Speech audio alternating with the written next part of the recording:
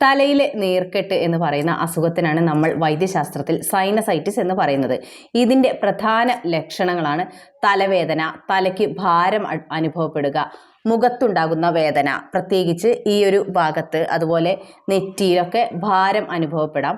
അതുപോലെ തന്നെ കണ്ണിന് പുറകിലായിട്ട് വേദന അനുഭവപ്പെടാം, കണ്ണിൻ്റെ താഴെയായിട്ട് വീക്കമുണ്ടാകാം, തല ഇങ്ങനെ കുനിയുമ്പോഴേക്കും തലയ്ക്ക് വേദന കൂടും, അതുപോലെ തലയ്ക്ക് ഭാരം കൂടുതലായിട്ട് തോന്നും. പലർക്കും ടേസ്റ്റ് അറിയുകയില്ല, അതുപോലെ സ്മെല്ലൊന്നും കിട്ടുകയില്ല. കൂടാതെ ചിലരിൽ ചെവി അടപ്പുണ്ടാവാറുണ്ട്. ഇത് കൂടിക്കഴിഞ്ഞാൽ പലരിലും തല കറക്കമുണ്ടാകാറുണ്ട്. അപ്പോൾ ഇതൊക്കെ സൈനസൈറ്റിസിൻ്റെ പ്രധാന ലക്ഷണങ്ങളാണ്. എന്നാൽ ഇതിൻ്റെ കൂടെ തന്നെ നമുക്കൊരു ബാക്ടീരിയൽ അതല്ലെങ്കിൽ വൈറൽ ഇൻഫെക്ഷൻ കൂടി ഉണ്ടെങ്കിൽ ഇതൊന്നുകൂടി, ഈ സിംറ്റംസ് എല്ലാം കുറച്ചുകൂടി ഇൻറ്റൻസിഫൈഡ് ആവും. അതുകൂടാതെ നമുക്ക് പനിയും ഉണ്ടാകാം. അപ്പോൾ ആ രീതിയിൽ നമുക്ക് സൈനസൈറ്റിസ് വരികയാണെങ്കിൽ തീർച്ചയായിട്ടും നമുക്ക് ട്രീറ്റ്മെൻറ്റ് എടുക്കണം.